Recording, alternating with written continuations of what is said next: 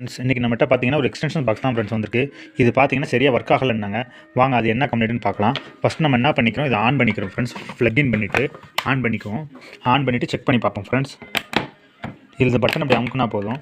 இதில் பார்த்தாலே தெரியுது ஃப்ரெண்ட்ஸ், லைன் வர்றது. அப்போ பார்த்தீங்கன்னா நமக்கு ரெண்டு சைட்லேயுமே வருது, லைன்லேயும் வருது, நியூட்ரல்லையும் வருது.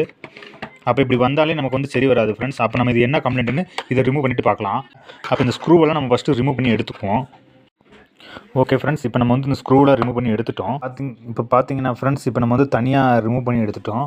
அப்போ இதில் வயரில் கம்ப்ளைண்ட்டா இல்லை இந்த போர்டில் ப்ராப்ளமானு செக் பண்ணுறதுக்கு அப்போ ஃபஸ்ட்டு இந்த வயரில் உள்ள கனெக்ஷன் நம்ம லைன் நியூட்ரல் செக் பண்ணி பார்ப்போம். அப்போ டெஸ்டரை வச்சு செக் பண்ணி பார்ப்போம் ஃப்ரெண்ட்ஸ். இப்போ இதில் பார்த்தாலே தெரியும் நமக்கு நியூட்ரல்லே லைன் வர்றது.